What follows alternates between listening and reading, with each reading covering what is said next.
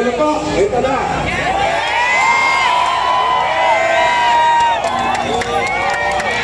At least dito maririnig ko kayo. Napaparinig natin kung paano inapit ang ating presidente na nagmahal ng tunay sa ating bayan.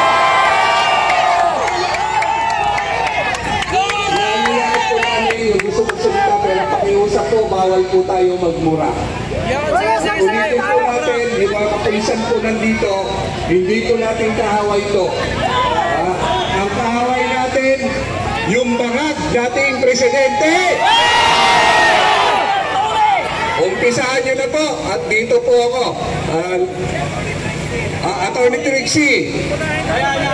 Yes, Attorney Trixie.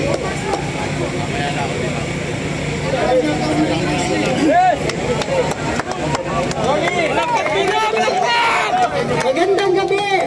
Pero hindi siya ganun kaganda. Okay? Tama lang tayo, ma'am. Sa lahat po na nandito ngayon, ang una nating hikayat ay sa Panginoong Diyos. Tandaan po natin yung pag-asa natin sa Diyos. Huwag po natin kakalimutan, ipagdarasal natin ang proteksyon at mabigyan tayo ng lakas na sagutin at manap ng lunas dito sa hinaharap natin ngayon. Nakikita natin madilim ang parating na panahon. Kaya nilang isuko ang isang citizen, isang mamamayan ng isang bansang may soberanya. Isinuko natin ang soberanya natin ngayong araw na ito.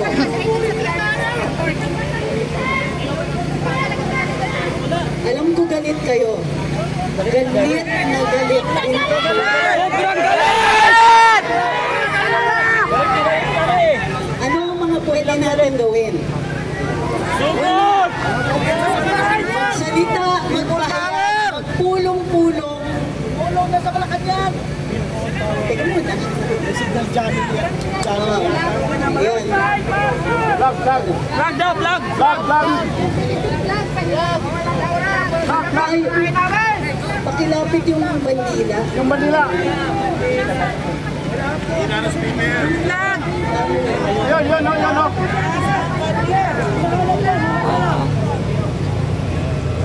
Pairam.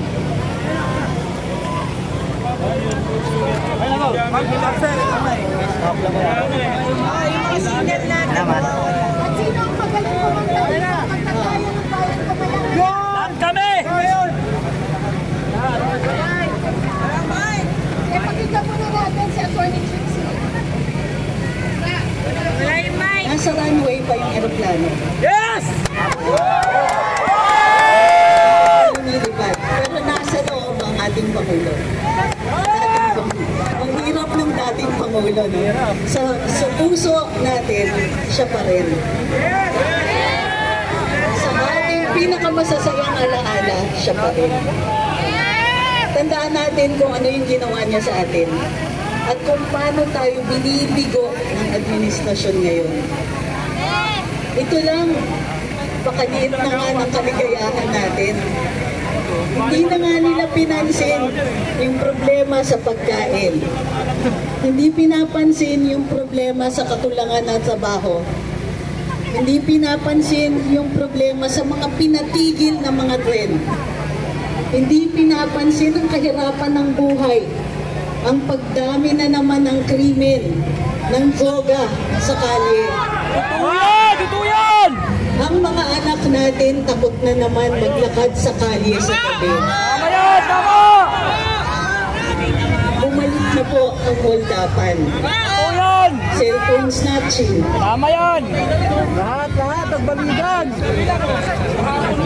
Isa na yung kapatid ko na... Dami na naman po. Sa kanila, dami nga adik! Oo yan, marami nga.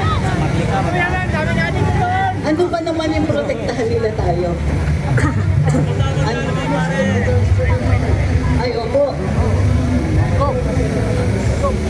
Opo.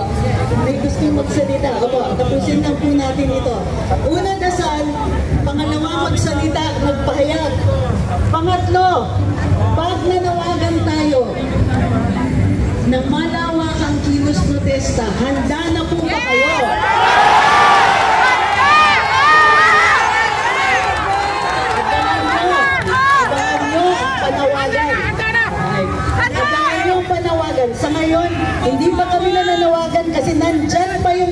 eroplano.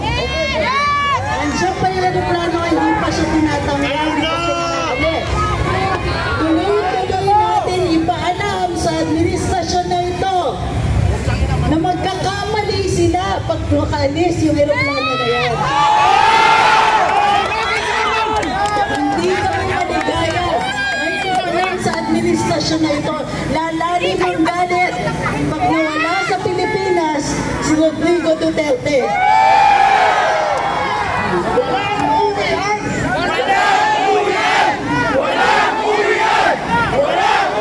Pakinggan po natin, kapatid natin Muslim. May hinanain din po sila. Allahu Akbar! Allahu Akbar! Allahu Akbar! Kami po ay nakikiusap sa gobernong Bangag na dapat sana ilabas ninyo na si Duterte. Palayain ninyo na. Kami walang kasalanan niyan si Duterte. Nakikiusap po kami ng mga muro na nagrally sa bawat sulok sa Pilipinas para lang ipalabas ninyo si Duterte kasi walang kasalanan. Kami po ay isang galing sa Mindanao. Nandito po lahat kami nasa likod namin ng mga muro. Kung maaari po na palayasin ninyo, pauwiin ninyo sa Davao ang aming presidente, si Duterte. Allahu Akbar! Kasi kung hindi niyo pauwiin sa Davao, may mangyari. Mahal namin si Duterte, siya po ay may dugong muro. Alam ninyo na kami po ay nasasaktan. Bakit ninyo ginagawa? Palagi ninyong inuuskahan si President Duterte. Marami po siyang nagawa dito sa Luzon, Visayas sa Mindanao. Inuna po niya ang Luzon. Hanggang ngayon, nakatiwangwang ang mga project namin doon sa Mindanao. Tingnan po ninyo, inuna po kayo dito sa Luzon. Kayo po, ngayon,